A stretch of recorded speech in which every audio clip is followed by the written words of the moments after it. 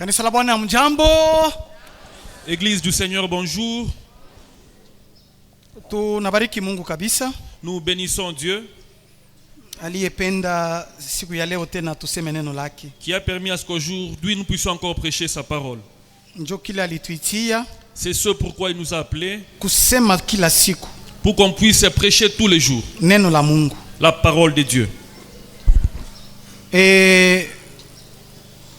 Nyakati yetu iko kidogo sana. Notre temps est moindre, lakini tutasema hata kidogo.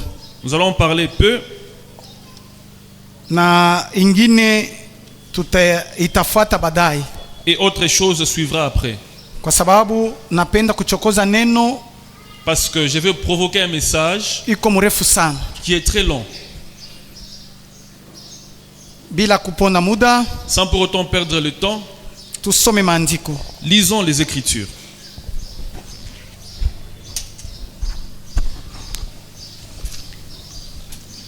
Mwandishi Luc 21 chapitre 21 34 hata 36, le 34e verset jusqu'au 36e verset. Habari njema kama alivyoandika Luka 21:34 mpaka 36. Basi jiazarini, mioyo yenu isije ikalemewa na ulafi na ulevi na masumbufu ya maisha haya, siku ile ikawajia ghafla kama mtego unavyo nasa. Kwa kuwa ndivyo itakavyo wajia watu wote wakaao juu ya uso wa dunia nzima. Basi kesheni ninyi kila wakati, mkiomba ili mpate kuokoka katika haya yote yatakayotokea na kusimama mbele za mwana wa watu. Soma na Matthieu 24:45.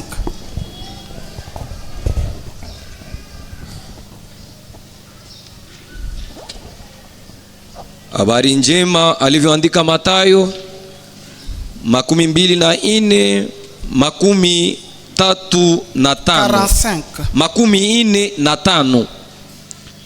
Ni nani basi yule mtumwa mwaminifu mwenye akili, ambaye bwana wake alimweka juu ya nyumba yake, awape watu chakula kwa wakati wake?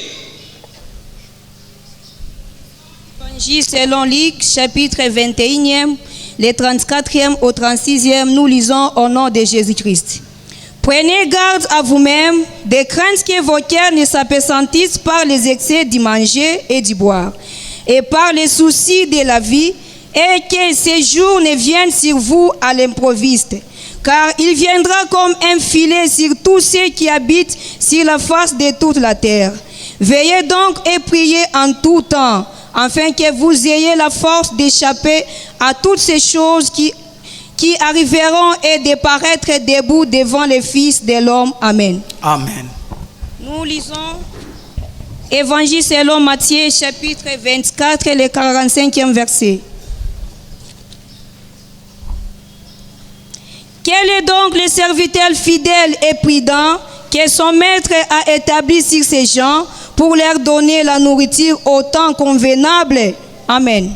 Amen.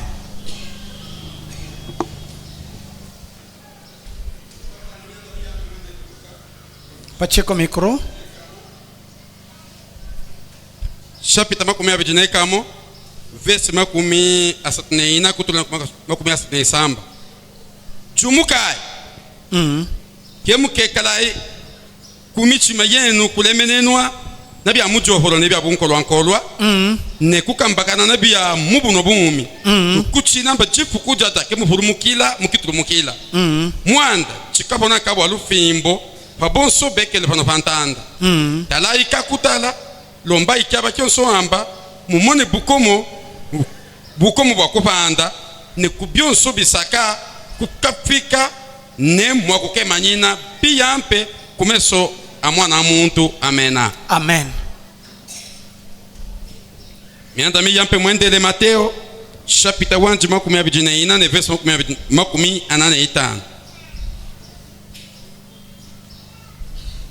Le imwingi jikawa bine ujine tunangu iye wa ufeluwe ne fumwanji ukula mabengiji pakwabo ne kwiba pabijiwa byabo pakita chikitungwe. Amena. Amen. Yesu wiya mu makumbi wiyanga kubikala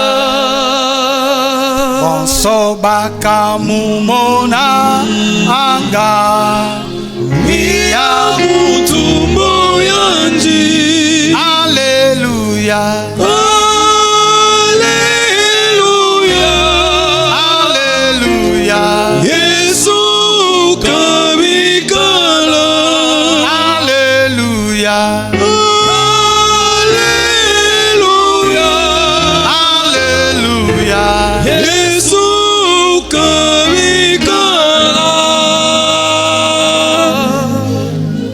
Napenda kuaborder neno moya mkubwa. Je veux aborder un grand thème. Ndani ya Biblia, dans la Bible, muko masujet. Il y a des sujets Ile shiba ubiri que nous les prédicateurs tunekalaka tuko na esquiver kuisema. tunaikimbiaka pour en parler. Juu ya nini? Pourquoi? Mara ingine nawe mwenye mhubiri Des fois même toi le prédicateur, kutokuishikia mzuri, sans pour autant bien le comprendre, kutokumetrize bile uko napenda kusema, sans pour autant maîtriser ce que tu veux dire, kutokuibiyua bien. sans pour autant bien les connaître. Hivi bintu napenda kusema C'est dont je veux parler kwa sababu niko mwalimu wa hivi bintu. parce que je suis enseignant de ces choses. Maana yake tutaborder point ya eschatologie C'est-à-dire nous allons aborder le point de l'eschatologie. na point tutakayosemea. Et le point dont nous allons devoir parler, Thème yetu, notre thème, avoir la force d'échapper aux choses qui vont caractériser la fin des temps. kuya na ile nguvu ya kukimbia bile bintu bitaonekanika kule nyakati za mwisho. Avoir la force Kuya na nguvu d'échapper ya kukimbia aux choses kubile bintu qui vont caractériser la fin de temps. bitaonekanika mwile wakati ya mwisho. Normalement, Mvi kwa kawaida, maneno haya, ces choses, masuje kama hii, les sujets comme celui-ci, tunaisemaka kumankunji munene nous en parlons lors des grands cultes. wakati banakupa hata 2 heures du temps. Quand on te donne comme mfano 2 heures du temps, Nilishukuru Mungu sana j'ai rendu grâce à Dieu. wakati nilikuwa naangalia programme ya ku Pentecote, Quand je regardais le programme de la Pentecôte, banaleta 2 heures du temps kubahubiri babari njema On a donné- ama kuba mwalimu. on a accordé 2 heures du temps pour tous les enseignants, les prédicateurs. Donc tu as tout le temps d'exploiter le texte ou le thème. Huku na nyakati yote njuu ya kuingia muuketo wa kishina. Tunasoma Nous avons lu andiko inasema hivi, l'écriture qui dit ceci: prenez garde à vous-même. mujangalilie kwa pekee yenu. Donc mwandishi yako napenda kusema nini? L'écrivain veut dire quoi? We mwenyewe Toi-même, fanya hange, que tu prennes garde à toi-même, ukwe muntu wa kujichunga pekee yako. que tu puisses te conserver toi-même. Hakuna muntu wa kuya nzamu wako. Il y a personne qui sera comme ta sentinelle. Non. Unafanya hivi, Tu fais ceci, unafanya hivi. tu fais cela. Non. Hapana. We mwenyewe Toi-même, prenez garde de vous-même, unapashi kujichunga peke yako. ukwe sentinelle wa we Que moyo. tu sois la sentinelle de toi-même. Kwa kongopa Pour craindre moyo wako que ton cœur, ushikavunjike, que ton cœur ne puisse pas être brisé. moyo wako, Que ton cœur, imani yako que ta foi ishikashuke, ne puisse pas s'effriter. ikuye apesanti. Que ta foi ishishuke. Ulikuwa hivi, unakuya hivi. Tu étais à un tel niveau et puis tu descends. Kuko bintu tutaishi Il y a des choses que nous allons vivre bitashusha imani ya bantu, qui vont apaisantir la foi des gens, bitashusha kiroho kya bantu. qui va faire détruire la spiritualité des hommes. Mwandishi anaendelea anasema, L'écrivain poursuit en disant, ni vitu kani quelles sont ces choses usikwe navyo distrait. avec lesquelles tu ne dois pas être distrait? Banetonesha bintu biwili. On nous a donné deux choses. Ningali pa mu verset Je 34. suis toujours dans le verset 34. Kitu kya kwanza, La première des choses, les excès de manger. kupenda kuria. Oh, shibenya tu ya kuria. Oh, Nous n'avons pas encore mangé. À cette Isa heure inakuwa tu ici, ya kuria. c'est l'heure de manger. Mambo kama mu bintu vya kiro Dans les choses ukiingishiemo spirituelles, sana mambo ya takula je bitakuya je utashindwa imani siku moja. Si vous introduisez l'excès de manger, tu manqueras la foi un jour. Attention na mambo ya vyakula. Il faut kukeba anje na ulafi. Wakati moyo uneviachi, Par moment, tu laisses ça. unaenda kukanisa, Tu pars à l'église. unafanya kazi ya Tu Mungu, fais l'œuvre de Dieu. unaenda ku Tu repetition. vas à la répétition. Hata uyakula, Même si tu n'as pas encore mangé. ni Biblia inataya mambo ya kula. C'est la Bible qui parle à propos du manger. Kuko mingi beko nakatala kwenda ku Il y repetition en a kama qui refusent shiyakula. d'aller à la répétition s'ils n'ont pas encore mangé. Allez même si tu n'as pas encore mangé. Wende hata kama uyakuria. Vyakula bishitu distraire. Que le manger ne puisse pas nous distraire.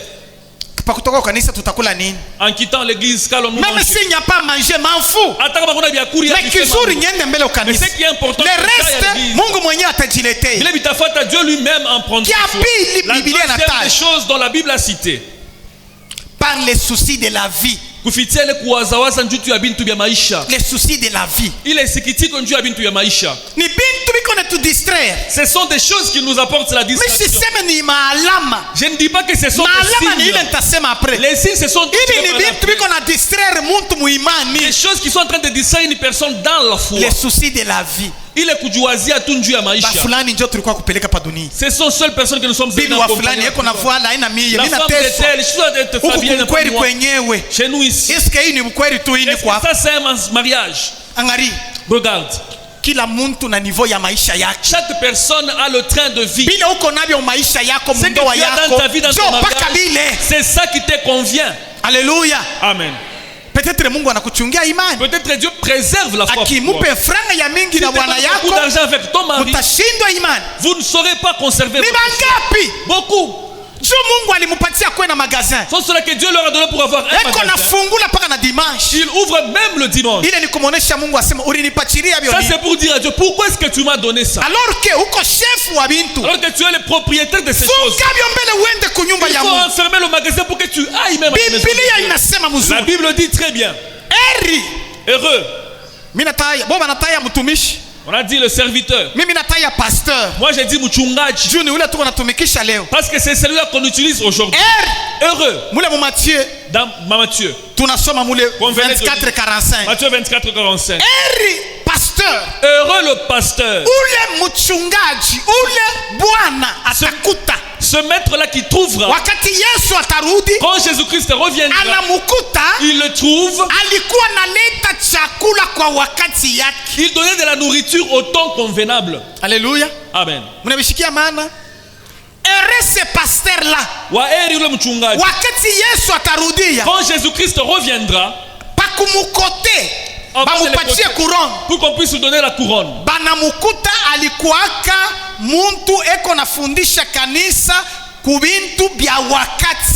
Qu'on les trouve quelqu'un qui est en train d'enseigner l'église par rapport aux choses qui sont convenables au temps. Kama na we pasteur Si wewe aussi mchungaji, uko wakupita kumbele kwa watoto ya Mungu, devant les enfants de Dieu, unaanza kufundisha politiki tu commences à enseigner la na we ni politique. mambo yako. Toi aussi ça te problème. Mais shiye Mais nous, Matthieu 24:45 Matthieu 24 et iko 45, nasema nous dit ceci. Mungu atetukote bien. Dieu va nous bien nous coacher. Shiye bangozi Nous les conducteurs. wakati atetukuta Quand il va nous trouver, tuko nafundisha bintu binapasha kufundisha bantu ku wakati nous yayo. enseignons au peuple de Dieu les choses qui doivent être enseignées au temps convenable. Alléluia. Amen. Car Kwa maana il viendra atakuja comme un filet. sawa vile inakuwa wanatupa filet. Kuko siku moja tutangukia samu makila Il y a kwa. un jour où on sera tombé comme dans un filet. Bwana pewe sifa sana. Amen. Kuko siku moja itetubamba mubaya. Il y a un jour où ça va nous trouver comme dans un filet. Kumugini Au village, milikutako makila moya j'ai trouvé un filet. banaitaka lwelu. On appelle ça mwebu. Paka bakumai njo banayu. Il y a ceux-là qui vivent de ce côté-là qui peuvent bien Bengine connaître. nazania na papa Munkimbwa mimi nasema hapa ashishikie ni kitu gani? Même Papa Munkimbo, je pense qu'il n'a pas bien entendu. Alléluia. Amen. Papa unayua lwelu. Ashiyue lwelu. Papa Kantala aussi ne connaît pas. Alléluia. Amen.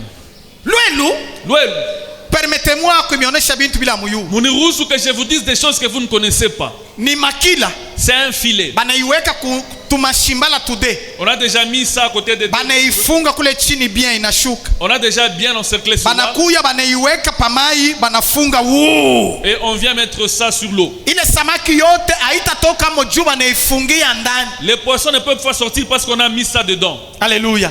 Amen. Na ile siku ya kuya kwa Kristo Et les jours du retour de Jésus-Christ, itetuangukia sama kila ya kuitufunga. ça va nous trouver comme un filet qui nous a Biblia déjà inasema, enfermés. La Bible dit, car kwa maana il viendra comme un filet atakuya sawa vile sur makila tous ceux qui habitent sur la face de toute la terre. kwa wale wote beko naishi chini ya dunia.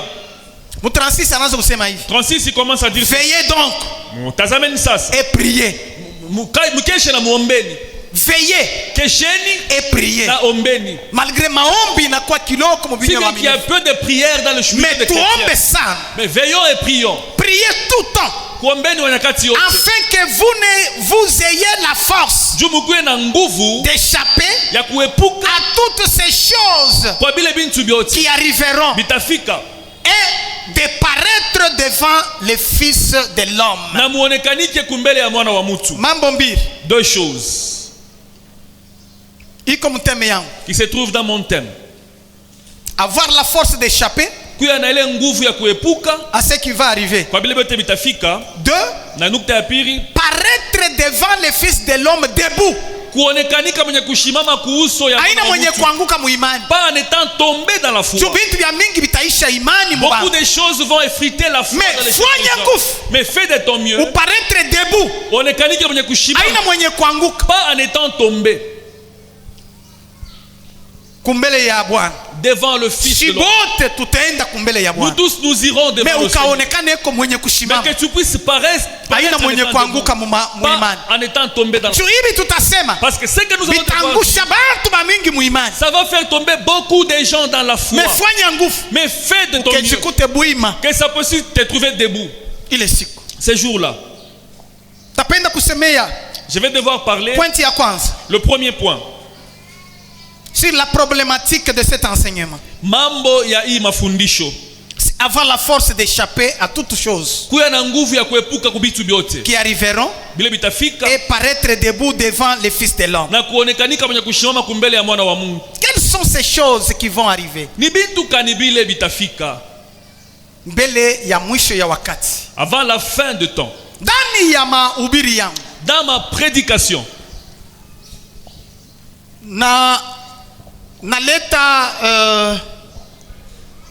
naleta maana yake angalisho je donne une attention kubale beko nanifuata na mashikio ya majifunzo ya Biblia. avec ceux-là qui me suivent avec des oreilles théologiques. Mine jinspire Je m'inspire mukikundi kia ba post tribulationniste. dans le groupe ya bale beko nasema bon kanisa itakuya kwa wakati ile batakuya mateso makubwa. Très bien.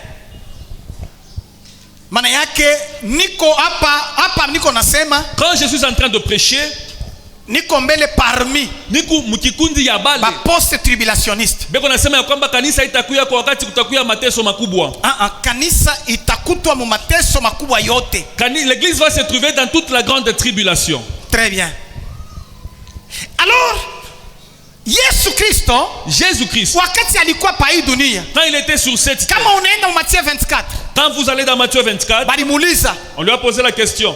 kama unaenda mu verset 5, Si vous allez dans le verset 5, itakuwa je, comment ni sera-t-il? maalama kani Quels sont ces signes itakayofanyika kabla ya kurudi kwako? qui pourront se faire avant ton avènement? Yesu Kristo alisema, Jésus-Christ a dit, kama unafuata maneno alisema, si vous suivez ce qu'il avait dit, ce sont des signes. inakuwa ni maalama. Ni maalama. Ce sont des signes. Beko naita On les appelle, les signes christiques. il est ma signe christique. Maana yake Yesu alileta C'est-à-dire que Jésus-Christ a donné. après Kisha, kuko maalama ingine il y a d'autres signes ile mimi napenda kusemea Isa que je vais devoir parler maintenant. juu tabeba yote mbili, maalama yote mbili, Parce que je vais prendre tous les deux mais signes. tejimplique sana Mais beaucoup plus mitashimamia mu maalama iko apocalyptique, sur des signes qui sont apocalyptiques. iko apocalyptique. Iko ya nyakati ya mwisho. Kuko maalama Il y a des signes. iko christique Il est Kristo na alisema maalama les signes iko ile ya apocalyptique. nyakati ya mwisho. Maana yake nini? Cela veut dire Maalama ile Yesu alisema des signes que Jésus-Christ a na parlé maalama Yohano aliona katika vision. et des signes que Jean a vus dans la vision. Wakati tu kunapo interpréter. Quand nous sommes en train d'interpréter cela. Alléluia. Amen. Ile maalama Ces signes-là, ilionekana je? ça s'est manifesté. Bile Yesu alisema, C'est que Jésus-Christ mimi a dit, nimeonyesha biko mu Matthieu 24. je vous dis, ça se trouve dans Matthieu Mais 24. kuko bile Yohane mukisanga kia Patemo. Il y a ce que Jean dans l'île de Na Patmos, ye aliona. lui aussi a vu. Aliona nini? Il a vu quoi? Alléluia. Amen. Aliona utukufu mkubwa. Il a vu une grande gloire. Yohana alikuwa mukisanga. Jean était dans l'île. Bon, anakuwa ravi eko mwonyo. Banamubeba muonyo kubwa. J'espère unayua kuachanisha ndoto Je sais na que vous vision. savez différencier le rêve et la vision. Hapa Yohana eko naona ni vision, haina ndoto. Là, Jean est en train de voir, c'est une vision, mais pas un rêve. Anaona utukufu kubwa. Il voit une grande gloire. Maana yake nini? Cela veut dire quoi? Anaona lumière. Anaona nuru. Nuru mkubwa. Une grande lumière. Biblia iko nasema, La Bible dit, iko nguvu kuweza kuidesele. c'est difficile kuweza kuiona hivi kuichukua. Kisha katika ile nuru wakati alikuwa anaona, Et puis dans cette lumière là, akaona mukiti kia enzi. il a vu le trône. Muntu mwenye kuikala pa kile kiti. Une personne qui était assise sur ce trône. Tout autour yake. Pembeni ya ile kiti ya enzi. Unifuate mzuri. Suivez-moi bien. Baze ine benye kuwa hai. Il y avait 4 êtres vivants. Maana yake benye kuwa hai baine. 4 êtres vivants. Baine. 4 êtres vivants. Paka kule ku trône. Seulement autour du trône. Akaona baze 24 baisha kuweka trône mkatikati. Il a vu 24 vieillards qui entouraient le trône. Ule alikuwa mwenye kuikala patrone ule. Celui qui était assis sur ce trône, Alikuwa mumikono dans sa main, na kitabu. il y avait un livre. Aina kitabu sawa hivi tuko nabi. C'est pas les livres comme ce que nous avons. Ilikuwa ni rouleau. C'était un rouleau. Muile rouleau. Et dans ces rouleaux-là, Ile dans ces rouleaux, maana yake nifanya heureusement Mungu ananipatia kitu kia bien. Rouleau kenye kukunja hivi. une chose roulée comme celle-ci. Jo tuko naita rouleau. C'est ça qu'on appelle rouleau. Ile rouleau Ces rouleaux-là, beko naita autrement kitabu. on appelle autrement kitabu, Yenye kuandika ndani na qui nje. était écrit du dedans et du dehors. Umu na umu. Du dedans et du dehors. Alléluia. Amen. Ile ni neno ya kwanza. Ça, c'est la première des choses. Neno ya pili. La deuxième des choses, Kile kitabu ce livre-là, kilikuwa na miuri. ces rouleaux avaient des sceaux. Ah, très bien. Nona na huko so. Ici, il y a même le sceau. Nona so. Kilikuwa na miuri 7. Il y avait aussi 7 sceaux. Bwana pewe sifa sana. Amen. Juu nisikilize mzuri. Pour que tu me comprennes Juu bien. shiba ubiri tunapitaka hapo mbio Nous, mbio. les prédicateurs, nous y passons rapidement. Muuri Le sceau inekalaka na mafa a de la valeur, de la ya signification. kuyua ule anatuma kama ni barua kama ni mukanda. Pour connaître la personne qui a envoyé document. les documents. Inatoka wapi? Provient d'où? Muuri. Le sceau. Jo mafa ya muuri. C'est ça l'importance Kuyua même du sceau. document inatoka wapi? Pour connaître d'où provient le Na document. inasema nini? Et ça dit quoi? Hapana tu kupokea document Il ne bule. faut pas recevoir un document. Inapaswa kuangalia muhuri. Il faut connaître aussi le sceau. Hata banakupatia convocation. Même si on te donne une convocation, Angalia so. il faut regarder bien il est muhuri. Unapaswa uyue Tu dois connaître. ni aner. C'est que ça vient de l'ANR. A partir ya so utayua. Si à tous les muhuri, tu connaîtras. Ni kumeri, Est-ce que ça vient de la mairie ni kukomini. ou bien ça vient de la commune? Mais Alors, ile rouleau Ces rouleaux-là, ilikuwa na ule alikuwa pakiti. il y avait celui qui était sur le trône. Ilikuwa na mihuri 7. Ça avait 7 sceaux. Mihuri 7. 7 sceaux. Donc inapaswa kuyua Il faut connaître maana La signification. hata mnayua hivi vyenye kuandika Même si vous ndani na connaissez ce qui nje, est écrit du dedans et du dehors, inapaswa kuyua maana ya kila muhuri. vous devez aussi connaître la signification de Muhuri chaque muko sceau. secret kani. Dans les sceaux, il y a quel C'est signe? l'ANR ou bien c'est le 22e région militaire. Inakuwa ni ANR ou bien ni service ya jeunesse Au militaire. inatoka ni kwa escadron mobile. Ou bien ça vient de l'escadron mobile. Au inatoka kwa inspection ya la police. Ou bien ça provient de l'inspection Ni de à la police. partir ya muhuri. Ni kupitia ile sceau. Alors problème, Alors le problème, ile mihuri ces sceaux-là na kile kitabu et ce rouleau, ni maneno itakayofikia dunia. ce sont les choses qui vont venir au monde. Biblia inasema bien, La Bible dit très bien. ilikuwa ni sababu C'était à cause ya dunia. du monde. Yohana eko nalia. Jean est en train de pleurer. Yohana asema akaanza kulia Jean commença à kwa pleurer sababu parce que akukonakane muntu il y a personne wa kuweza kuleta utafsiri wa ile mihuri qui fut trouvé digne de donner la signification juu ya de ce sceau kuyua ni mambo kani iko nongolea dunia. pour connaître quel est ce problème-là qui attend le monde. Pa hii dunia Dans ce monde, ni heri kuyua maneno il itakayokufikia. est préférable de connaître des choses qui peuvent vous venir. Kama uko naishi Si vous vivez bila kuyua maneno sans pour itakayokufikia autant connaître des choses qui vont venir ni après, ole mkubwa sana, c'est un grand malheur. mais inapasha kuyua maneno. Mais il est heureux de connaître les choses. Alors secret ya maneno yote Alors les secrets de toutes ilikuwa choses mukile kitabu étaient renfermés dans ya ce vile rouleau-là. Mungu anaweka comme jugement De ce que Dieu réserve, soit ya au bantu pa dunia de monde, de hommes après sur la terre. savoir kutuma evangile ya Après bari avoir envoyé l'évangile de la bonne après savoir nouvelle, kutuma mwana wake wa après pekee avoir envoyé son fils bantu unique, hawakufuata. les gens qui vont Alors suivre, avant qui câble, haribu câble qui puisse Bantu. détruire le monde, les hommes, inafadhali il faudrait kukuye maalama qu'il puisse y avoir des signes, ya mwisho ya wakati, des temps de fin, ya mwisho ya wakati. des temps de fin. Sekre yote ilikuwa ndani ya mihuri. Tous les secrets étaient renfermés dans le sceau. Bwana pewe sifa sana. Amen. Mambo itakayofikia bantu. Les choses qui pourront arriver aux Biblia hommes. iko nasema La Bible dit, Yohana kalia, Jean a pleuré. Yohana kalia Jean a pleuré. kwa sababu hakuwe mtu wa kuweza kudeshifre Parce qu'il y avait personne qui pouvait donner la signification ya ile mihuri. de ces sceaux-là. Ni bintu kani inafichika comme secret. Quelles sont ces choses qui sont cachées comme Syrie? Pourquoi il a pleuré? Dieu aninaria. Parce que ce livre Kwa sababu ile kitabu contenait l'espérance du monde. ilikuwa na ile tumaini ya dunia. Hapa tuko naungama, Quand nous sommes en train de faire le hata culte, tunateswa, même si nous hata souffrons, kuko magumu kani, même s'il y a n'importe quelle Espérance souffrance, yetu les tumaini yetu, ni kama Yesu atakuya kuituchukua. c'est seulement que si Jésus Ni kama reviendra tutapata nous uzima prendre, wa milele. si nous aurons la vie Mais éternelle, kama hakuna espérance, mais kama kuna tumaini, dunia ikuwe na espérance. le monde ne peut Yohana pas Kalia. l'espérance. Il y a le gens Sekre pleurés. yote ilikuwa mule. Tous les secrets étaient renfermés dans ces sceaux-là. Biblia inasema La Bible dit, mmoja il y a une personne wa bale benye kuwa hai de ceux-là qui étaient vivants. akasema, Il a dit, Yohana usilie, Jean ne pleure point, usilie. ne pleure point. Kuna kuwa mmoja Il y a une personne ambaye iko na uwezo qui a le ya pouvoir kuweza kuchukua ile mkanda de prendre ce livre-là na kuweza kuleta signification ya kila muhuri. et d'en rompre même le sceau. Haleluya. Amen. Nasema muhuri ilikuwa saba. J'ai dit, il y avait 7 sceaux. Mihuri ilikuwa saba. Il y avait 7 sceaux.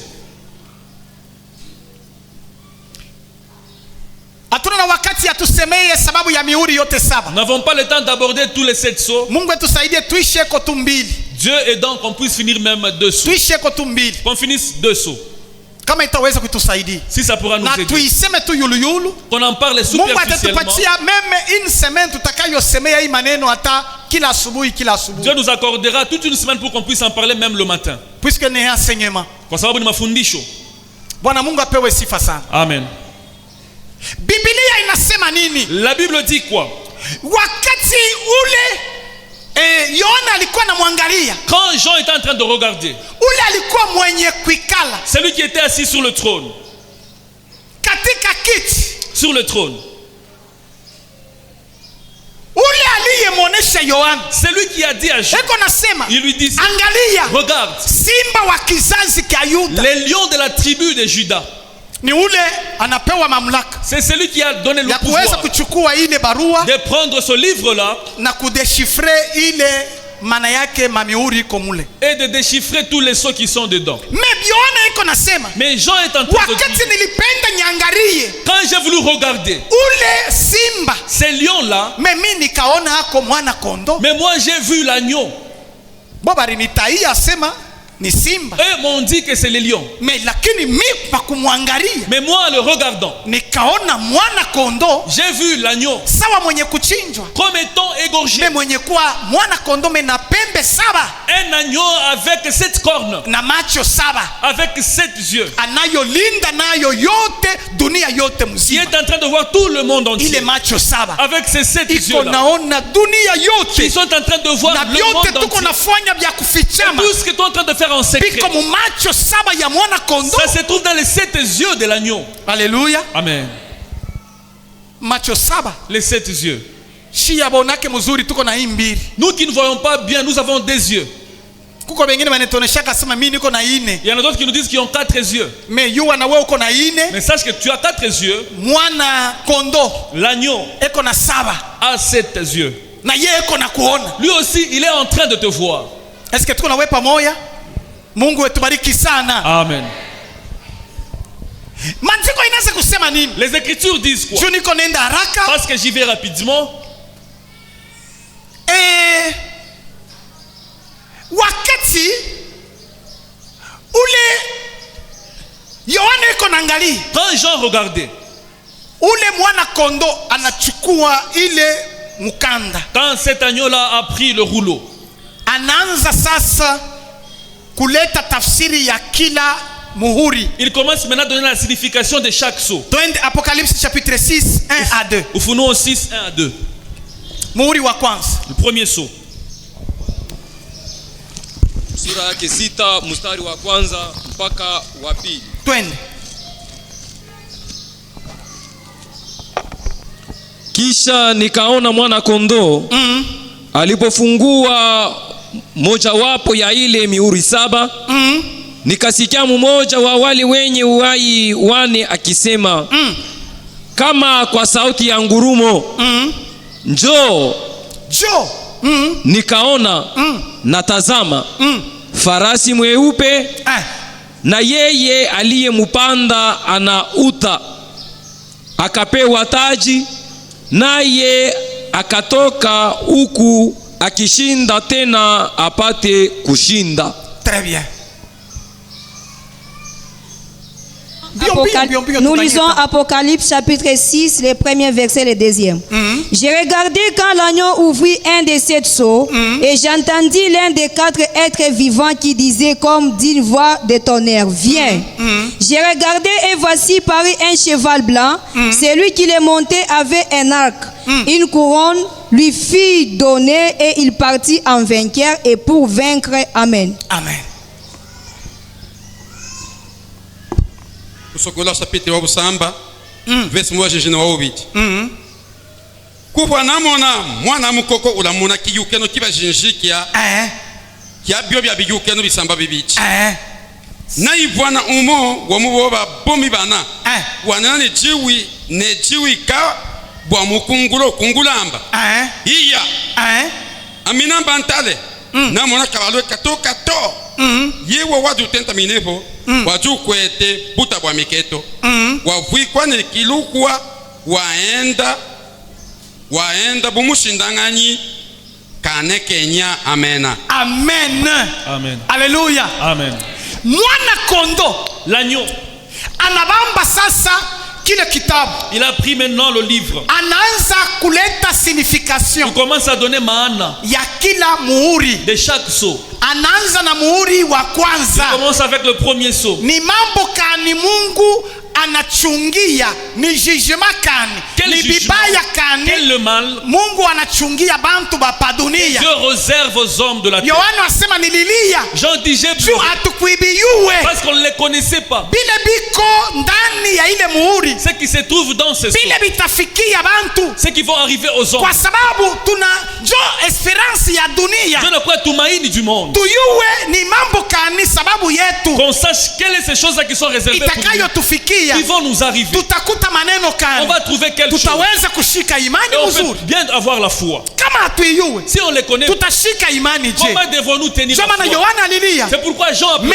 kulionekana mmoja mais il s'est manifesté wa une kuleta personne qui signification. pouvait donner maana. Asema Il a dit, akaona il a vu, wakati walianza kwanza muhuri wa kwanza, quand on a commencé avec le premier saut, mmoja wa wale wenye kuwa hai parmi les 4 êtres vivants, akasema kuja. il a dit, viens. Haleluya. Amen. Mihuri iko 7. Il y a 7 sauts. Muhuri wa kwanza, Le premier saut, wakati aliposema kuja, quand il a dit viens, Biblia inasema la Bible dit, kukasikilika mungulumo mkubwa. il y a une voix qui s'est entendue.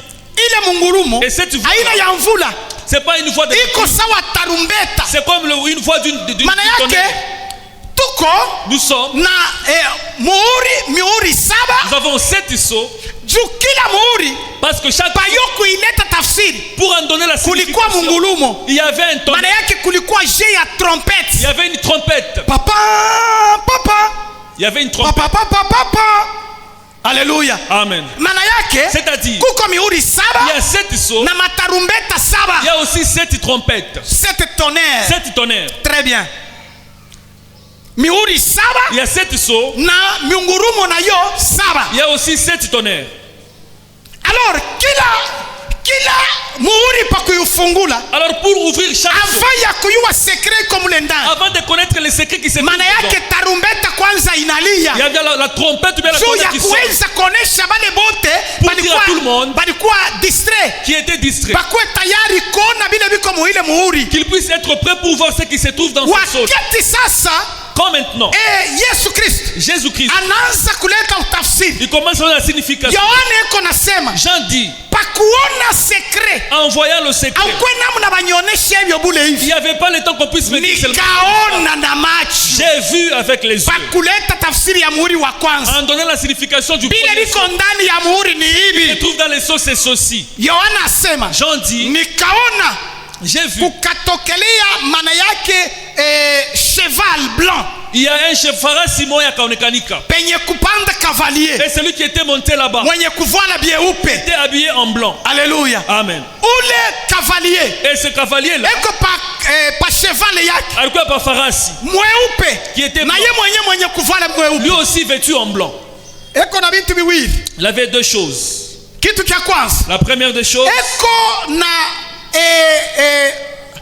banaitaka je upinde, il a un arc. upinde Il a un arc. hii ya mshale, Il a un arc. me amuna mshale, Mais il n'y avait pas la lance. peko maneno Il y a un problème. eko na upinde Il a l'arc, me amuna mshale. mais il n'y avait pas plutôt la lance. Après Kisha, kile eko na kitu il kingine, a une autre chose. eko na couronne Et qu'on a taji pa kichwa. sur la tête. Ule mwenye alikuwa pa cheval blanc, Celui qui montait Eko na sur le upinde. fouet. Il avait l'arc, me amuna mshale. mais il n'y avait pas plutôt la lance. Upinde ni vita, C'est qu'il a l'arc, c'est la iko na guerre. ni arme, C'est une arme. me amuna mshale, Mais plutôt il n'avait pas. peko maneno. Il y a un problème. Après eko na Kisha, couronne, il avait aussi une couronne. couronne La couronne, inapewaka bale beko na shinda. on donne seulement ceux-là qui vainquent. Me huyu Mais celui-ci, eko nenda juu ya kushinda, il part pour vaincre. eko nenda sawa Il mshindaji part comme un na juu ya vainqueur. kushinda. Et pour vaincre, Ile ni maneno mbili. il y a 2 choses.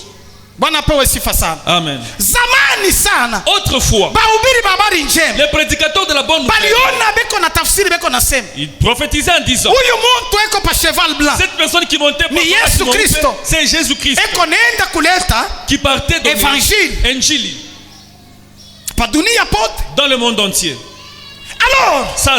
mukwanza kuchunguza Biblia En commençant à méditer sur la na Bible, majifunzo ya Biblia, avec les enseignements de la Bible, bandishi ba Biblia banaangalia sema hata les écrivains de la Bible ont dit que non, Yesu Kristo Jésus-Christ, hawezi kuya. il ne peut pas venir. Maana yake mubipimo 7 bile binawekewa juu ya kupiniri dunia, Dans les 7 choses qui sont réservées pour punir le kwa monde. sababu ye mwenyewe Parce que lui-même ni mwenye kupewa mamlaka lui a déjà été donné le ya pouvoir kuweza kufikisha hii dunia kumwisho na kuihukumu. pour faire parvenir ce monde à sa fin et Ye même ndio le juger. ataleta hukumu wa mwisho. C'est lui qui apportera le jugement Comment dernier. Namna tena atapartenir, il viendra encore appartenir. atakuya huyu eko pa cheval Il viendra blanc. celui-là qui est au-dessus du cheval. Alors banaanza kusema Il hivi, commence à dire ceci. huyu Celui-ci, eko pa cheval blanc. qui est monté sur le cheval blanc. Kama tunafuata maandiko matakatifu, Si nous suivons les saintes écritures, twende mkusema kwa Yesu Kristo. allons maintenant dans le dire de Jésus Tukwe Christ. tushikie Jean bien. Qu'on puisse bien écouter Jean. Matthieu 24, Matthieu 24, 3 à 14. 3 à 14. Tusome hata na lugha moja ya Swahili. Avec Habari. une seule langue de Swahili. Habari njema kama alivyoandika Mathayo Ya. 24 mstari wa 3.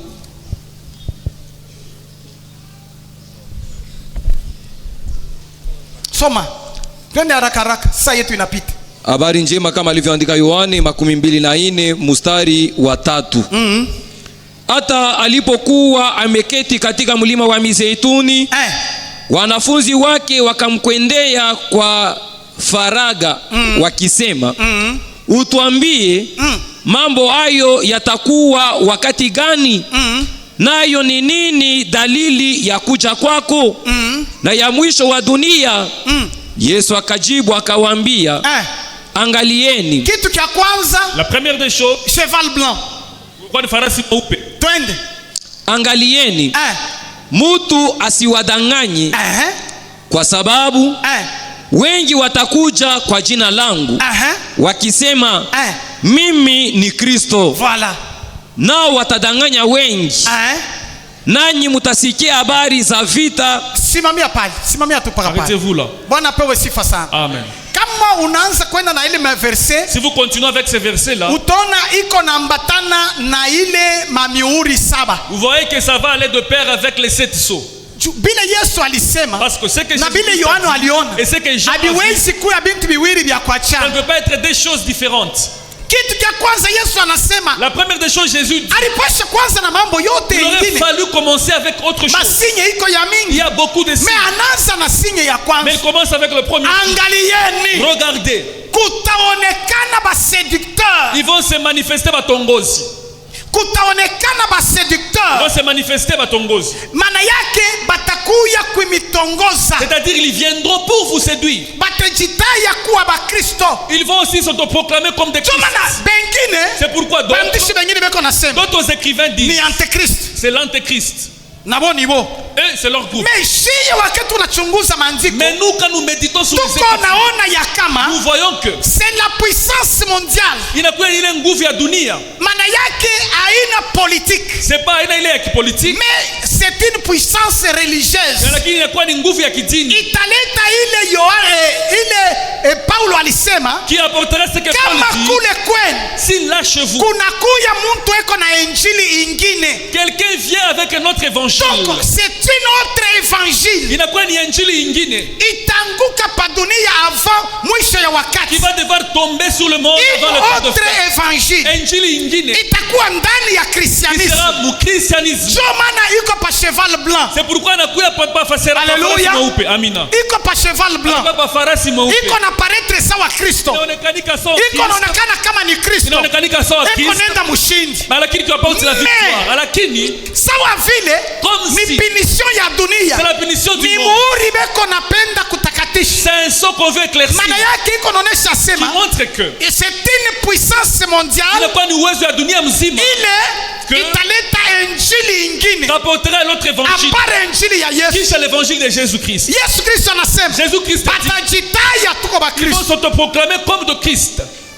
mimi ni Kristo, Moi je suis Christ. me ana ye. Alors que ce n'est pas lui. Alors Ça, injili ingine notre évangile ni iko parmi inakuya katikati pale ya, nilisema kumwanzo, comme je l'ai dit au début, gardez-vous, mujichungeni, gardez-vous mujichungeni d'échapper aux choses qui vont caractériser la fin des temps. ya kuepuka wala kukimbia vile bintu vitaonekanika mnyakati ya mwisho. Mule mu verset 34 ya Luc 21. Dans le verset 34 de Luc 21. Donc parmi les choses Parmi vile bintu kitu tunapasha kujigarde avec leo lesquels tupashe kujichunga ni aujourd'hui, injili ingine c'est l'autre évangile isiyokuwa ya Yesu qui Kristo. n'est pas l'évangile de Jésus-Christ Itashinda qui va vaincre na iko nenda juu ya et kushinda qui dunia part yote. pour vaincre le monde entier. Injili ingine itengia L'évangile qui va s'infiltrer, itangusha baminifu bamingi, batakuya abatakuwa mu bya kweli. qui va faire tomber beaucoup de croyants qui ne seront plus dans le vrai. Injili ingine ni injili kani? C'est quoi l'autre évangile? Hiyo ni paka ya injili ya habari njema, Alors que c'est l'évangile de la bonne nouvelle. me bataigeuza paloko Alors qu'on va devoir changer un peu. na mayele ya nyoka mu Eden.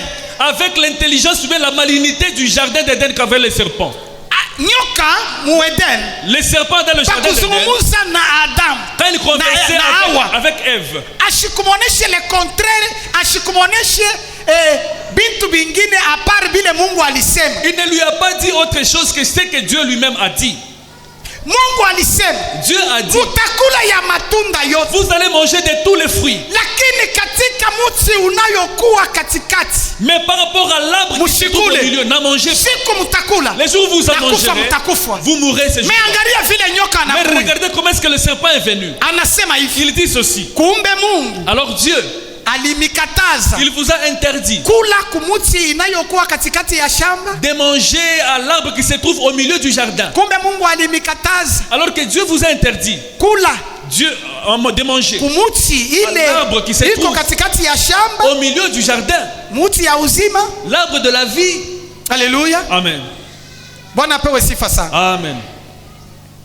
Kama unaangalia Si vous regardez, procedure yake mon âme n'a pas bintu. eko nasema Il dit ceci. mpaka bile Mungu alisema, Il parle seulement ce que Dieu a dit, me eko na changer paloko. mais il change un peu. Mungu alisema mutakula matunda yote. Parce que Dieu a dit vous mangerez de tous les fruits. Pardon, ye shetani eko nasema Satan dit, eske Mungu alimikataza kula kumichi? est-ce que Dieu vous a interdit de goûter à cet arbre-là? C'est-à-dire Ni kusema- ni paka bile Mungu bila alisema, C'est seulement ce que Dieu a mais dit, ane pas changer kaloko. mais il change un peu. Leo Aujourd'hui, nemisi kanisa ya Yesu je vous en supplie, Église du Seigneur, kuko bintu bitangusha baminifu bamingi bashinde kufika kumbele ya il Bwana. y a beaucoup de choses qui vont faire tomber beaucoup de chrétiens pour qu'ils n'arrivent pas devant La le Seigneur. première des choses, Kitu cha kwanza c'est une autre évangile. ni ile injili ingine, Une autre évangile. injili ingine Iko na faire partie ya vrai évangile, inakuya katikati ya injili ya byakweri, mais yo lakini haina vrai évangile. haina injili ya byakweri. Alléluia. Amen. Faites attention. Kebeni yange. Neno ya Mungu paka ile tulifunda na bankambo. La parole de Dieu, seulement ce qu'on a appris avec les ancêtres. Kama kunakuwa kubadilisha, S'il y a la transformation, kunaanza kubadilisha. il y a la transformation. Yuwa deja sema ni kwa injili ingine. Sache que ça devient une autre évangile. Bwana pewe sifa sana. Amen. Biblia ilikataza bamama kuwa ba responsable ba makanisa. La Bible a interdit au moment d'être responsable des églises. Kama deja unakuta kanisa pasteur ni mwanamke, Si vous trouvez une église, le pasteur c'est une femme. c'est une autre évangile. Inakuwa ni injili ingine. Est-ce que tuko pamoja? Ndio. Donc pa kuchanger ni paloko tu. Pour changer, c'est juste un peu. Sa kuko mambo kani kama mwanamke anakuwa pasteur. Où est le problème? Comment une femme devient pasteur? Na ye alipata ministère paka sa vile mwanaume yuko napata ministère. Elle aussi, elle a reçu le ministère comme l'homme reçoit Donc le ni ministère. paloko beko na change. Donc on change juste un peu. Bana kusomea injili On te fait lire aussi l'évangile ile iko nasema qui dit Paulo. que Paul est en train de dire. Na miye Moi aussi, bila katala kumpatia le verset. je m'abstiens de vous donner ces Je versets-là. utaanza kuitilize. Parce que utaanza kuitumikisha.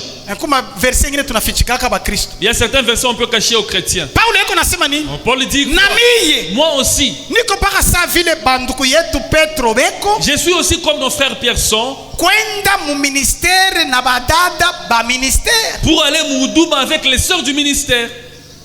Na miye niko paka sabo. Moi aussi je suis semblable à Mimi eux. naweza na mimi kwenda Je peux aussi partir kama niko msafari nabeba badada ba ministère. en voyage que jour, je prends Ba aussi les sœurs du kunisaidia ministère mu ministère. pour m'aider moudouma yangu. Donc les femmes de ministère. Ile wanawake wa moudouma. Leo kuko makanisa. Aujourd'hui il y a des églises. Wende kuma makanisa surtout ya ma ministère. Des églises par rapport au ministère. Utakuta pasteur eko na ba femme de ministère. Vous allez trouver un pasteur qui a des femmes bale baoudouma. Alléluia. Amen. Na kanisa yote inayua. Et toute l'église est au Kama courant. papa eko mu Si voyage, papa est comme Moussafari, abendake na mama pasteur, abende na mama mchungaji, banendaka na dada fulani, il part na avec telle badada sœur, fulani, avec telle na sœur, badada fulani, avec telle sœur. comme de sœurs de ministère. Sawa vile ba binti ba muduma. Dane bayua ni ba femme de Wale ministère. bajua sawa vile wanawake beko na kompanyia huduma. Beko ne disaidia na ile ma verset. Ils sont en train de céder à Est-ce ces que versets. Paulo alibisemea muile Est-ce que Paul l'a dit dans ce Est-ce que contexte-là? ba Petro kama balienda nabo balikuwa na Pierre était parti avec utiliser sawa babibi yabo? Ils les utilisaient comme leurs femmes. Neno la Mungu ina kama iko na trebishe inashanjaka paloko. La parole de Dieu, quand même, ça trébuche un peu. inakuwa injili ingine. Et ça devient un autre évangile. Haleluya. Amina.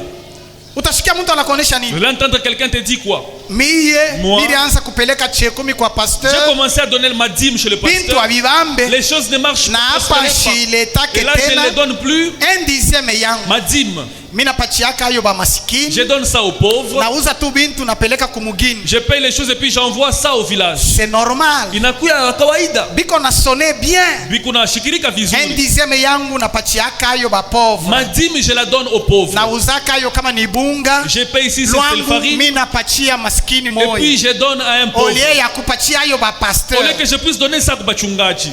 Auyua asema. Tu ne sais pas. C'est une autre évangile. Inakuwa ni injili ingine. Kumbele ya Mungu deja unaanguka. Devant Dieu, là, tu as trébuché. Biblia yasema mufanye ange. La Bible dit, prenez garde. Siku tarumbete italia. Un jour, la trompette Tusikute sonnera. wote kumbele ya Et vous puissiez vous Mungu. retrouver Debout. devant Dieu, benye kushimama. Aina benye kutrebishe Pas en état muimani. benye kuanguka dans la foi. Kufika kumbele ya Mungu benye kuishimama. Paraître Aina devant neno kilo. Dieu, benye étant debout, c'est Bamingi pas possible. batanguka. Beaucoup sont ceux-là qui vont trébucher. Bamingi batanguka. Beaucoup sont ceux-là qui vont trébucher. Niko nasumulia na pasteur moya. Je parle avec un pasteur. Après avoir kunishikia pale nilikuwa nafundisha ba pasteur. Après m'avoir écouté quand j'enseignais au pasteur, Ananifuata. il m'a suivi. Où est le mal? Ananionyesha bubaya buku Kama mi wapi. pasteur. Kama mie mchungaji, Mimi nafanya lawa. j'ai fait des gris. Mishi uwe bantu. Je ne tue pas des gens, Mimi nafanya lawa. mais j'ai fait des gris. Bantu ba mkartie bote bantu weko na yala Tous les kanisa. gens du quartier remplissent Si mimi l'église. namukokotia Mungu bantu. N'est-ce pas, j'ai attiré les gens pour Dieu. Si mimi namukokotia Mungu bantu. N'est-ce pas, j'ai attiré des gens à Dieu. Mimi nasema ça c'est une autre évangile. Mina mwisha sema ni injili ingine. C'est un autre Mina mwisha évangile. sema kwa ni injili ingine. Mungu abamsaidi yake. On ne peut pas aider Dieu. Bakanichanje mitamu. Qu'on aille me faire des histoires, Ni des incisions. nyanze kuonesha mambo njo Et je bantu bakwe commence kwa Yesu à sana. prophétiser aux hommes des choses exactes pour qu'ils viennent à Jésus. Juu pale utamuonesha muntu mambo atalamata kanisa. Quand tu vas dire à quelqu'un une chose, il va s'approcher à Mungu aba l'église. msaidi On ne yake. peut pas Ile aucunement inakuwa aider Dieu. injili ingine. Ça devient notre évangile. Njo maana leo C'est pourquoi aujourd'hui, bapasteur bamingi beaucoup de pasteurs beko mu Rose ils Croix, sont dans la rose croix, beko ils maframasonerie, sont dans la franc-maçonnerie, beko nafanya mamuujiza ils font des miracles yasili kutoka kwa Mungu. qui ne proviennent pas de Hii ni Dieu. injili Il ingine y a un autre évangile bitangusha baaminifu qui vont bamingi. faire tomber beaucoup de chrétiens. Kama uko mukile kintu Si tu es dans cette chose, uko muile kanisa, Dieu dans cette c'est église, la grande Babylone. inakuwa ni Babylone Biblia kuu. inasema La tokeni Bible mo, dit sortez-y. tokeni. Sortez-y. Eri Heureux. pasteur ule Ule mchungaji. Yesu pakurudia Jésus-Christ à son retour, atakuta il va les trouver alikuwa nalisha en train de donner la nourriture taifa ya Mungu au chakula peuple de Dieu, kwa wakati. une nourriture qui est convenable. Tutakuwa na 4 jours hatutaanza kuungama hapa. Nous aurons 4 jours sans pour autant voir le culte ici. Tuko nenda, Nous allons partir. bengine abatenda. Il y en a d'autres qui ne vont pas partir. Ataanza kuikala kumulango 4 jours pasho kwenda Il ukanisa. va rester à la maison 4 jours bila kwenda à l'église. Utashikia injili ingine. Vous allez écouter une autre évangile. Hapana mambo Il n'y a pas de problème. kama dada moja yeko nafundisha Il y a une sœur qui enseigne muba mama dans l'assemblée de maman kukanisa moja hivi. à une telle église. Hapana mambo Il n'y a pas de problème. kama unafanya kakufanya Si tu fais quelque chose juu Bwana ashitoke sana ekale fashi pour que moja. le mari ne soit pas infidèle, qu'il puisse rester là. Haleluya. Amen. Unayua? Vous savez, vous savez. Kuko tubintu Il y a- haina lawa. Certaines choses, ce ne sont pas des gris-gris. Haina lawa. Ce ne sont pas des gris-gris. Ni miza kiloko. C'est juste une petite formule.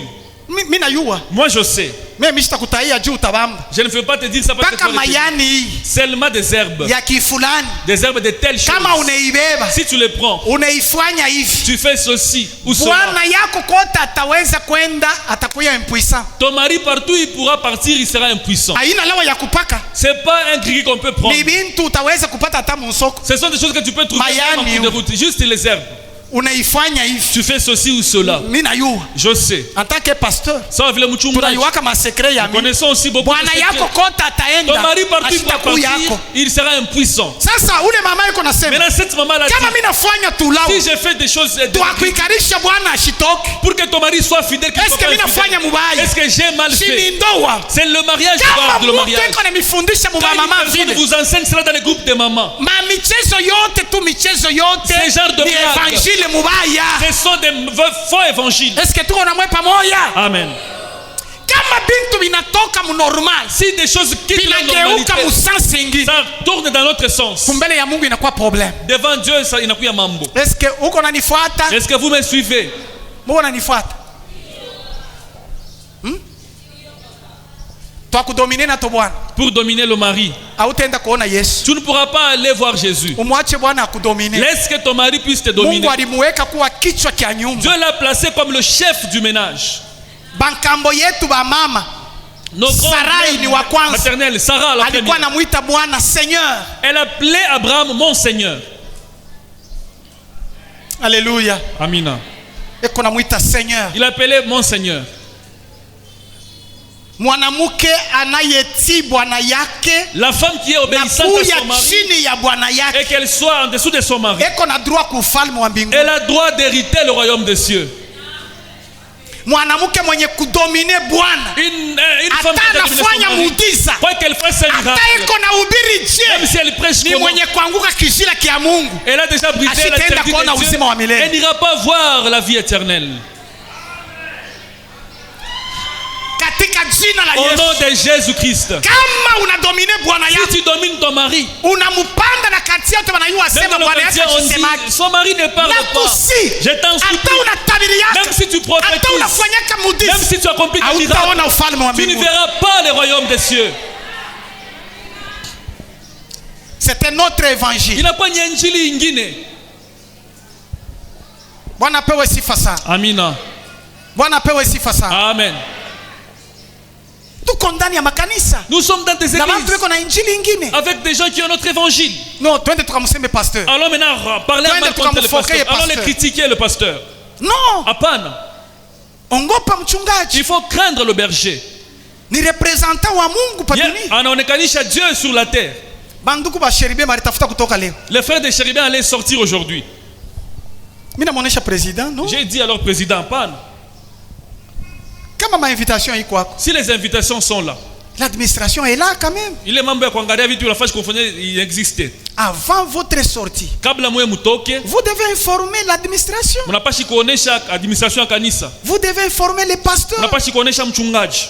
Papa, dimanche tutatoka. Baba, dimanche nous allons sortir. Tunaangalia On mafeasibility. regarde kama bitawezekana Est-ce wala que hapana. mtaweza kutoka Vous au pouvez hapana? sortir ou pas. Aina tunaingia C'est mkanisa, pas on entre dans l'église, vous munaisha na kuikala. êtes demain assis. Papa, tunaanza kutoka kwenda kule walituita. Baba, nous allons sortir là où on nous a invités. Nasema, vous n'allez pas partir. Amutenda. Excusez-moi. Munurumie.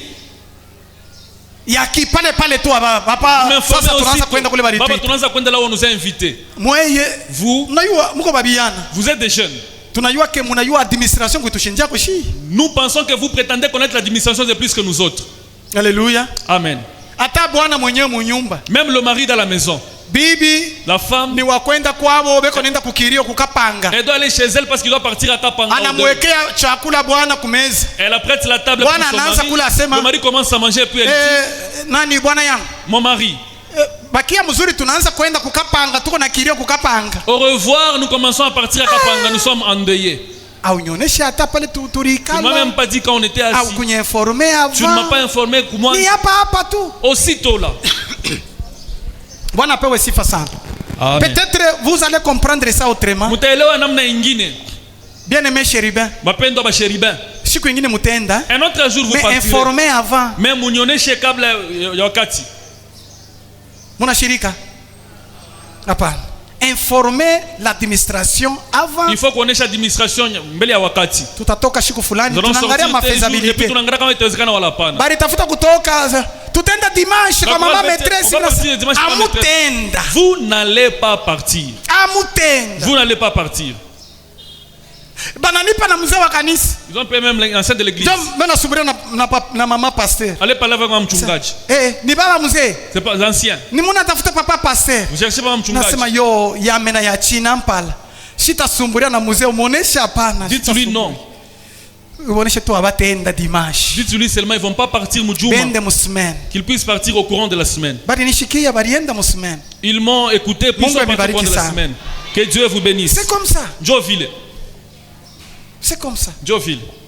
Tutaweza kuchanger évangile. Tunaweza kubadilisha injili. Tunafanya vitu vingine. Et puis on fait autre chose. Binaenda kunipotesha kumbele ya Mungu. Ça va vous perdre devant Dieu. Bintu biko nafanika mu Bukristo. Des choses qui se font dans la chrétienté. Kama binakuwa bintu bingine. Si ça devient autre chose, muyuwe deja sema non. Sachez que tuliandaka kukuta ule tulitumaka mu evangelisation. Nous étions partis, on a envoyé quelqu'un de l'évangélisation. Il est parti dans notre section. Pakanisa moya ya mu section yetu. À une église de notre section. Pasteur Ashuku yepo alikuwa malade. Mchungaji n'était pas là, il était malade. Maman pasteur eko na célébrer Sainte Seine. Maman pasteur était en train de célébrer la Sainte Seine. Takonesha lini paroisse? Je pourrais te montrer la paroisse. Je ne vais pas citer la paroisse. Unayua? Papa, maman papa yo le témoin. Maman pasteur eko na célébrer Sainte Seine. Mama mchungaji anaanza kucelebrate Sainte Seine. Sa unayua kutengenesha kaloko. Juste arranger un peu. Inakuwa injili. Ça devient notre évangile. Biko netuangusha kumbele ya Mungu. Qui nous fait tomber trébucher devant Dieu. Kongoza meza. Ni sacrificature. Inakuwa ni kazi ya makuhani. C'est une sacrificature. Ce n'est pas pour la femme du pasteur. Haina njia muke wa pasteur. La vile niko na mama pasteur. Kuko makazi ataweza kufanya. Il y a ce qu'elle peut faire. Il y a ce qu'elle ne peut pas faire. Kama unanikuta mishina hapo. Si vous me trouvez, je ne suis pas mama là. pasteur ataweza kukuombea. Mama pasteur peut prier pour toi. Oui. Mais je ne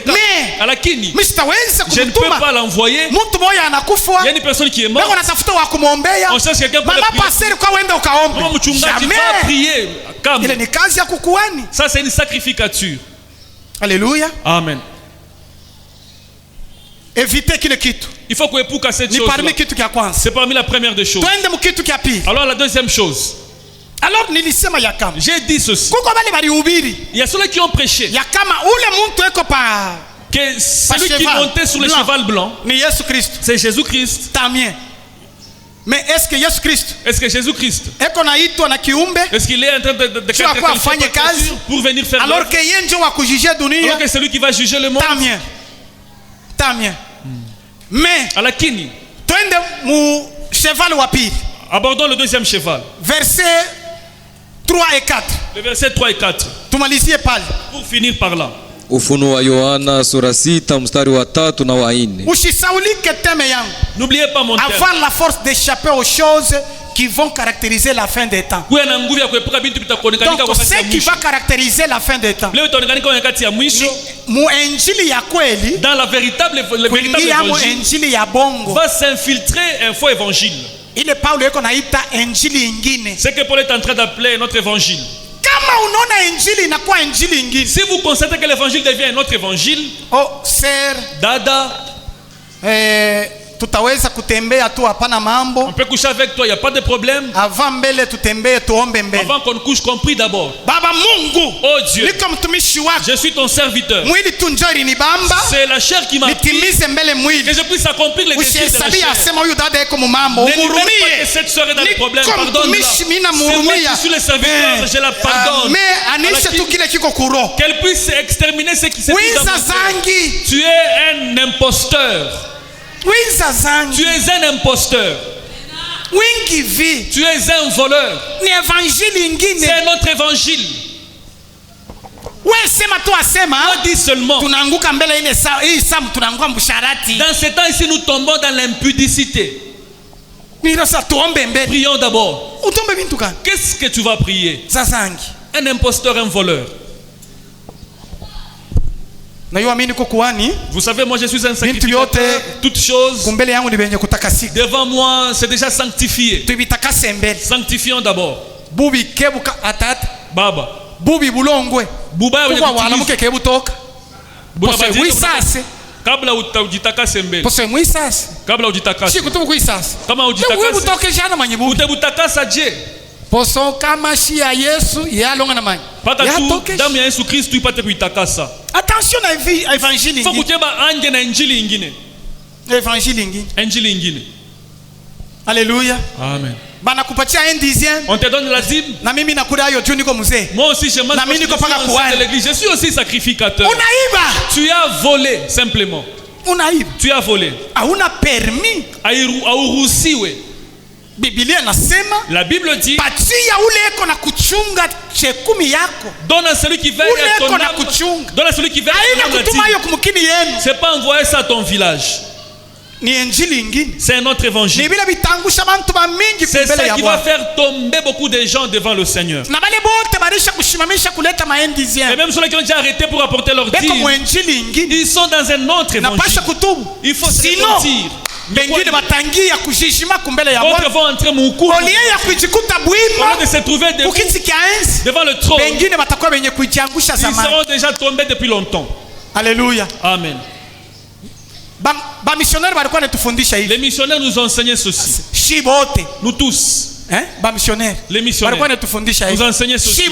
Nous tous. Au trône. Nous n'allons pas plaider individuellement. Tu viendras seulement comme ça. Toi-même tu regardes tes actes. Et puis tu te diriges toi-même dans la guerre. Toi-même tu vois seulement tes actes. Tu te diriges toi-même dans la guerre. On va commencer à te faire condamner un à un. Non. Si tu es dans un autre évangile, sache qu'on est dans moto. Tu vas partir de toi-même dans le feu. Mungu atusaidie sana. Amen. Soma 3-4 tumalize. Lisons 3-4 puis finissons. Kale tukaseme mbio-mbio. On en parle rapidement. Tutarudiria pole-pole avec des questions. On va revenir. Wale tutaleta mafundisho sur les 7 sceaux et les 7 tonnerres. Sur les 7 tonnes à 7 tonnerres. Et les 4 cavaliers avant. Na ba cavalier ba ine kumwanjo. Parce que tout ça va de pair. 7 sceaux, 7 tonnerres. 7 sceaux, 7 tonnerres. Et les cavaliers. Na ba cavalier.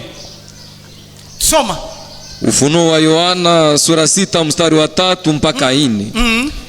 Na alipo ufungua muhuri wa pili, nikasikia yule mwenye uhai wa pili akisema, njoo.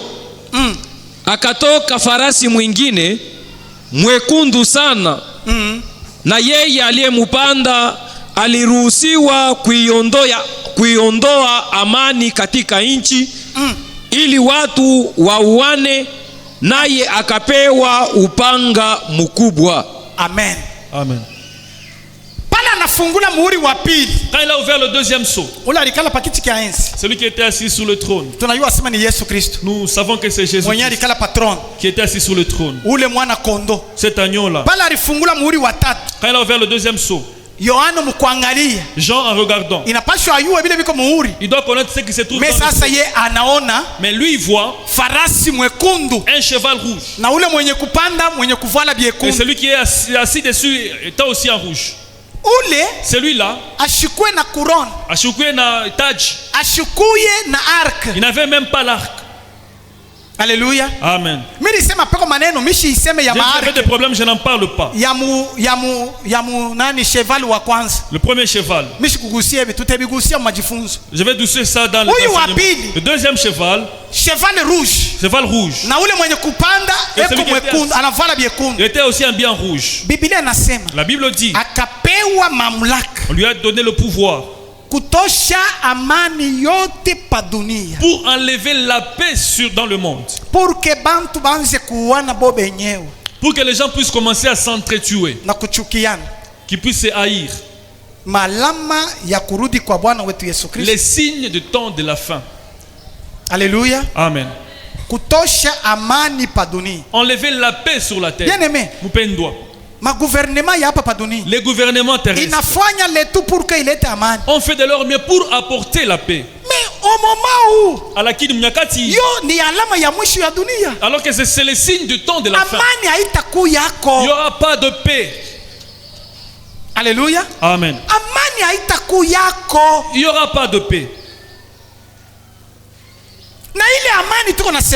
Et la paix dont nous parlons, c'est la paix inakuwa kiro. Je ne parle pas de la paix politique. niko nasema amani iko spirituel. Je parle de la paix qui est spirituelle. Akapewa ule alikuya pa ule farasi. Celui qui montait sur le cheval rouge, il a eu le pouvoir d'enlever la paix sur la terre. La Bible Soma dit. Kiluba, papa. Soma Kiluba. Lisez un Kiluba. Soma Kiluba. 3 à 4. Soma Kiluba. Kusokola chapitre wa busamba. Verse wa busutni wa buna.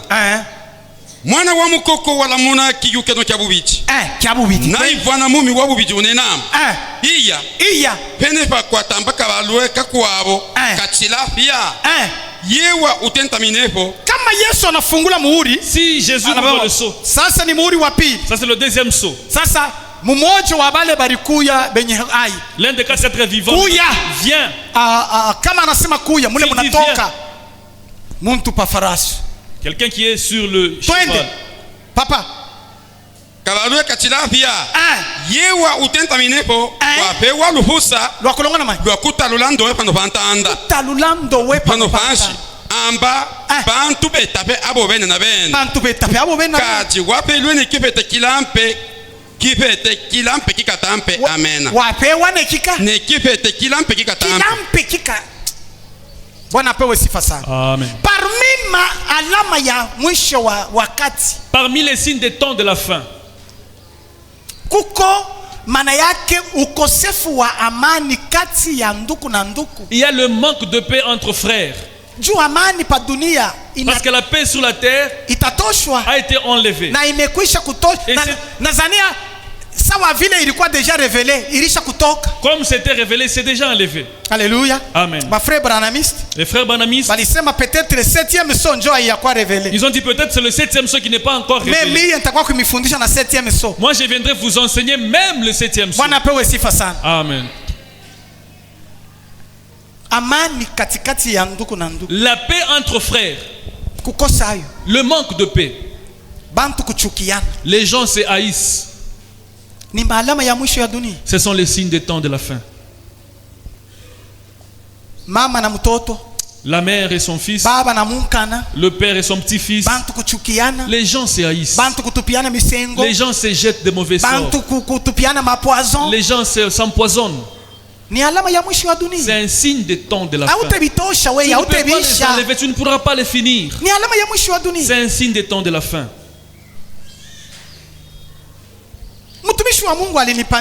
Il y a un serviteur de Dieu qui s'est approché à moi. Écoutez ce que j'ai vu, ce que j'ai vu. Je dis c'est ça même ma prédication. Je ne peux pas te donner de temps. Tu vas épuiser ma prédication. C'est un signe des temps de la fin. Jésus-Christ a dit, gardez-vous pour que vous ne puissiez pas tomber dans ce signe-là. Si toi tu haïs ton frère, tu tombes dans ce signe-là. Parce que la paix au milieu sera enlevée. Amen. Amen. Amen. Amen. Pose la question à celui qui est à côté de toi. Est-ce qu'entre toi et moi, est-ce qu'il y a la paix? Est-ce qu'il y a la paix? Est-ce qu'il y a imani? Alléluia. Amen. Les loups disent, j'ai oublié ce proverbe. Tu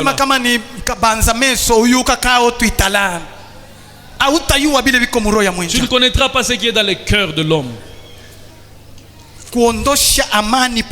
Enlever la paix sur la paix. Amen. On lui a donné même un grand couteau. Au nom de Jésus, je t'en supplie. Il faut enterrer l'âge que tu as entre tes mains. Enterre l'âge que tu as entre tes mains. Parce que tu es en train de brûler tes frères. Beaucoup sont ceux là qui vont se trouver la foi parce qu'ils ont des blessures dans leur cœur. Ce qu'il a brûlé par celui-là qui était monté sur le deuxième cheval. Beaucoup ont des plaies dans leur cœur. Même si nous faisons les cuites ensemble, celui avec qui ils sont, il a brûlé dans son cœur. Il a une blessure dans son cœur. Cette blessure-là, cette plaie fait en sorte que certaines personnes qui ne puissent pas se trouver devant Dieu étant debout, le jour où Jésus-Christ reviendra, qu'ils les trouvent étant déjà tombés dans la foi. Amen. Enterre l'âge que tu as. Tes paroles. Moi j'ai suivi cet agneau. Que les paroles qui sortaient de sa bouche, c'était comme une épée. C'était comme une épée. Si le fils de l'homme est ainsi, Satan aussi se transforme. L'épée du fils de l'homme, c'est la parole qui est sauve. L'épée de Satan, à les cœurs, pour que les gens ne savent pas comment faire l'œuvre de Dieu, qui se trouvent pas devant Dieu étant debout, qui se trouvent étant tombés. Alléluia. Amen.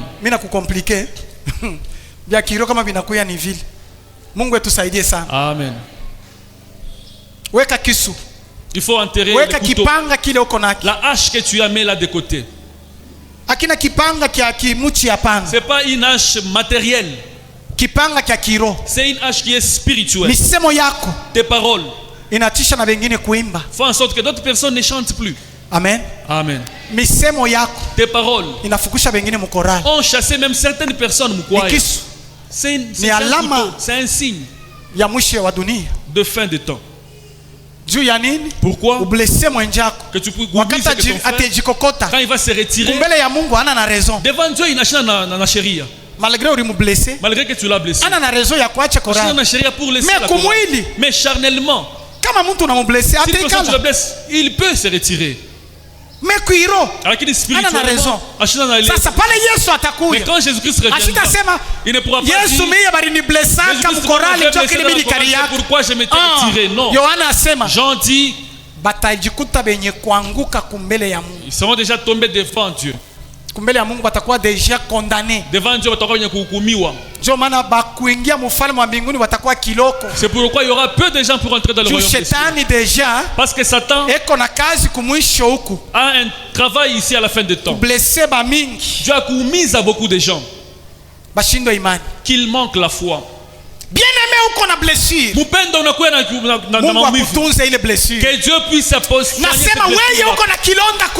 tu as une blessure dans ton cœur. Que Dieu puisse guérir cette blessure.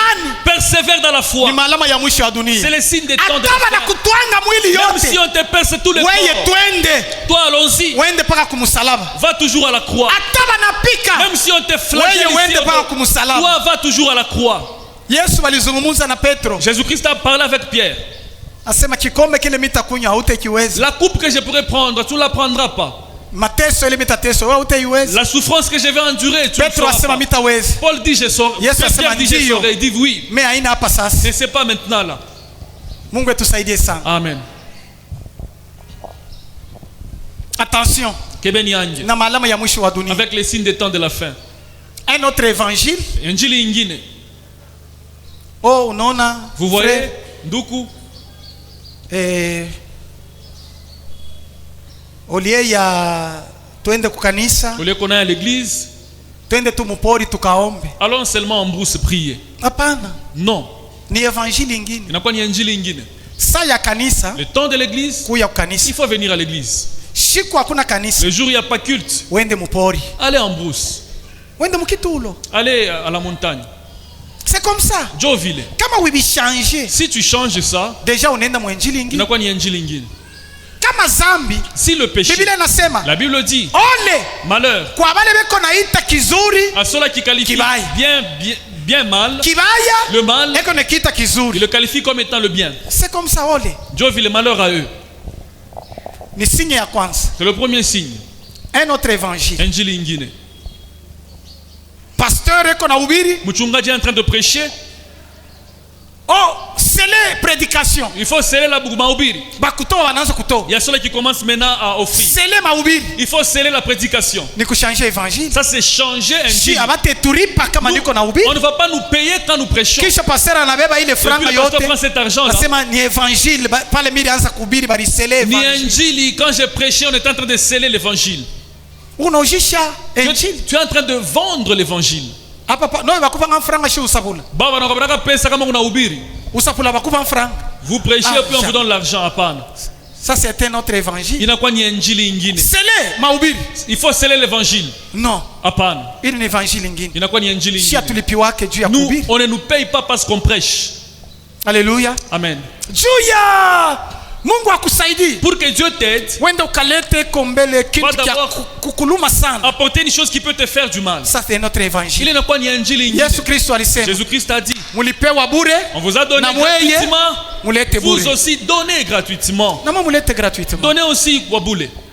Pakukombea leta mbele $100. Quand il faut prier pour toi, apporte d'abord un billet de $100. Ça c'était notre Il évangile. inakuwa ni injili ingine. Est-ce que tuko pamoja? Sommes-nous ensemble? Ukuye souple sana. Soyez sobre. Kia pili, Deuxièmement, la paix amani. itatoka katikati ya banduku. Banetosha entre frères.